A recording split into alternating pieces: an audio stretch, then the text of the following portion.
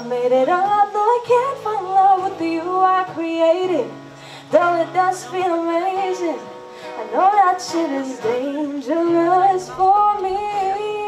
Ja, ik vond het super leuk. Het is echt heel gezellig hier, super knus en geluid was lekker geregeld. Dus ik vond het heel leuk om te doen. Ja, wat vind je nou van dat dit soort dingen worden georganiseerd hier in de regio? Ik vind het echt mooi gewoon dat als mensen hier in de buurt wonen, dat ze gewoon even langs kunnen lopen en naar live muziek kunnen luisteren zonder dat daar te veel poespas bij komt kijken. Ja. Count on the stories to save me, and I'll flip the pages. Ain't got no sense of time. Oh, I'll flip the pages.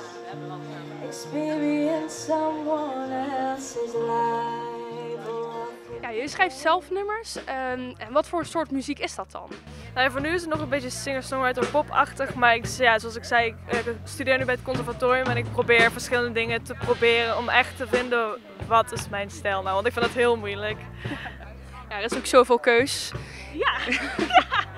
Ja, en hoe ben je begonnen met muziek? Hoe kom je daaraan? Oh lord, ik kan me niet herinneren wanneer ik ben begonnen met zingen. Dat is gewoon iets wat altijd zo is geweest. En op mijn 11e ben ik denk ik begonnen met zelf een piano te leren. Op een gegeven moment op mijn 14e ook gitaar zelf.